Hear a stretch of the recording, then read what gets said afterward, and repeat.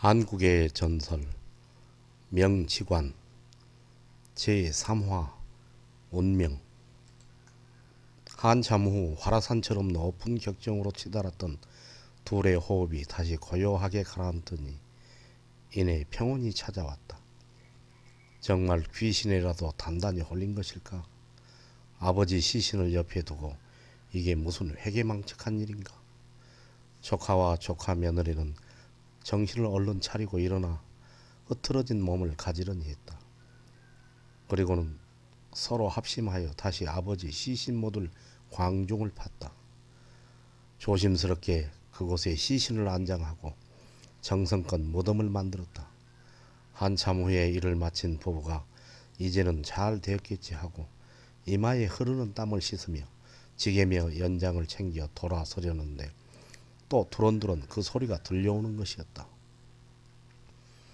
어이구, 큰일 났다. 삼장순 육판소 할아버지가 여기 묻혔는데 아이고 무서워라. 어서 도망가자. 어서 도망가. 그 소리를 듣고 보니 전과는 다른 소리였다. 돌아보니 무덤이 그대로였다. 조카는 귀신들이 하는 소리를 듣고는 분명 큰아버지가 정승판서가 난다는 좋은 명당자리를 잡아준 게 틀림없다고 생각했다. 두 부부가 가까스로 아버지 무덤을 쓰고 산을 내려가니 그새 벌겋게 동이 터오르고 있었다. 그날 이른 아침 조카는 잠도 이루지 못하고 큰아버지를 찾아갔다. 마침 큰아버지도 간밤에 조카가 제 아버지 무덤을 잘 썼는지 궁금하던 터라 그 집으로 가보려고 막 대문을 나서려는 참이었다. 큰아버지가 대문을 들어서는 조카를 보고 말했다. 어젯밤에 아버지를 내가 가르쳐준 그 자리에 잘 모셨느냐? 예, 큰아버지. 가르쳐준 대로 잘 모셨습니다. 조카가 말했다. 그래, 그런데 장사를 지낼 때 무슨 근심스러운 일은 없었느냐? 예, 큰아버지. 사실은 처음에 무덤을 쓰고 돌아오려는데 컴컴한 허공에서 웬 귀신이 더러운 것을 여기 묻어놨다고 두런거려 뒤돌아보니 무덤을 파헤치고는 시신을 끌어내 놓아버렸더군요. 다시 무덤을 쓰느라 아주 고생을 했습니다. 조카는 큰아버지에게 간밤에 겪었던 일을 숨김없이 말했다. 그러면서 두 내의가 함께 거기서 서로 끌어안고 동침한 이야기까지 했다. 그래, 바로 그것이다. 그래서 내가 너희 두 내의만 보내고 가지 않았던 것이다. 만약 그곳에서 너희들이 동침하지 않았다면 그 터를 지키는 귀신들의 방해 때문에 그 자리에 절대로 무덤을 쓸 수 없었을 것이다. 너희 네이가 그 자리에서 동침을 함으로써 정승판서 될 인물이 바로 잉태되어 비로소 그들이 그 터를 내주고 도망간 것이니라. 아, 그 묘자리에 그런 엄청난 비밀이 숨어 있었나요? 큰아버지의 말을 들은 조카는 놀라 한동안 벌어진 입을 닫지 못했다. 잠시 후 조카가 말을 이었다. 큰아버지, 이제 약조대로 저희 집으로 옮기셔야지요. 저희들이 이 집에서 살겠습니다. 허허, 그래, 그렇지. 그러나 그럴 필요 없다. 나는 다만 조카가 정승판서가 나올 그런 큰 자리를 차지할 만한 사내로서 큰 배짱이 있는지 그만큼 마음이 큰 사람인지 알아보고 싶었을 뿐이었다.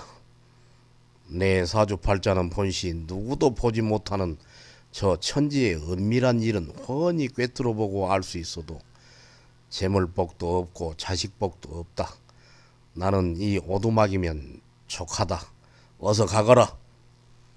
큰아버지의 말을 들은 조카는 그만 더 이상 할 말을 잃어버렸다. 생각해보라. 만약 그 조카가 좋은 명당자리를 잡아줄 테니 전 재산을 모두 달라고 약조를 하라고 했던 큰아버지의 말을 듣고 조금이라도 머뭇거렸다면 어떻게 되었을까? 아마도 그런 좋은 명당자리를 절대로 가르쳐주지 않았을 것임에 틀림없다.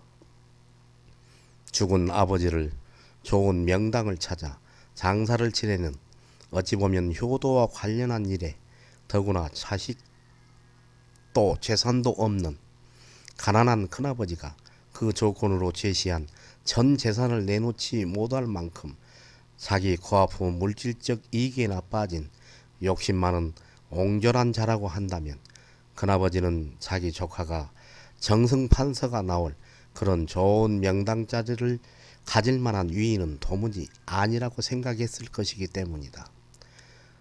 눈앞의 재물에나 눈이 멀어 탐욕에 깊이 빠진 사특하고 엉큼한 가지 끝에 천하를 바로 경영할 빛나는 큰 열매가 맺힌다는 것은 도무지 불가능한 일이었다. 튼실하고 맑은 싱싱한 통큰 가지 끝에 가히 천하의 을을 세워 세상을 바로 경영할 만한 지혜롭고 덕있는 큰 열매가 맺히리라는 것은 그대로 대자연의 순리가 아니고 무엇이겠는가. 100억의 재산을 가진 자가 아니 1000억의 재산을 가진 자가 3년 뒤에 그 재산을 모조리 잃어버릴 운명이라는 것을 어느 눈 밝은 도사가 그것을 미리 알아보고 지금 그 재산의 절반을 내어놓으면 그것을 잃어버리지 않을 비책을 가르쳐 주겠다고 한다면 누가 그것을 선뜻 내줄 수 있겠는가?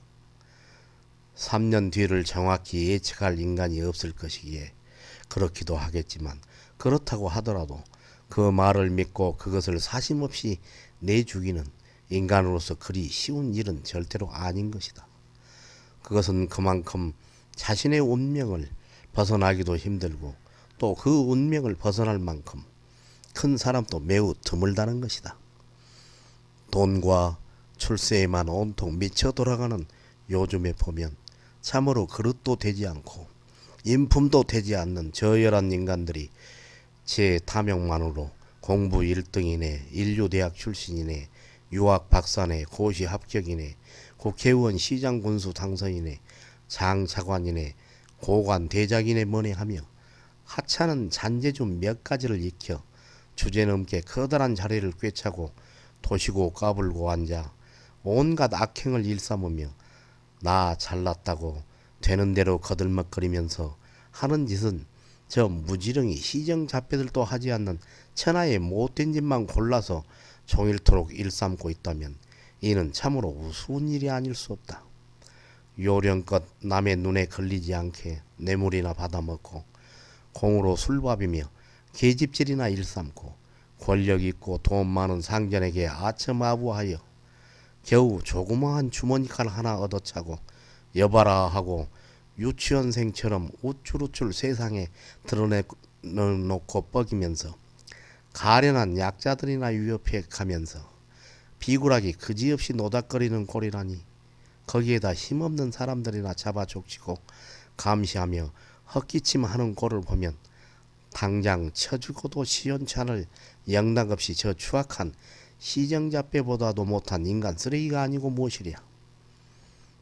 동생이 죽어 제 아버지 무덤을 쓰겠다고 무덤자리를 잡아주면서 전 재산을 달라고 조카의 사람됨과 그 크기를 먼저 알아본 그 직관이라는 큰아버지나 그 말을 듣고 자신의 전 재산을 주겠다고 서슴없이 말한 그 조카나 엄숙해야 할 아버지의 장사 지내는 장소에서 부부가 동침하는 이야기의 내용도 엄격한 유학이 지배한 조선시대적 인간의 상식적이고도 도식적인 격식이나 예의를 벗어난 파격이 참으로 대담하고 특이하다. 정승판서 명당 자리를 떠나 가히 하찮은 요즘의 추저분한 소인배들은 아니었던 것임에 분명하다.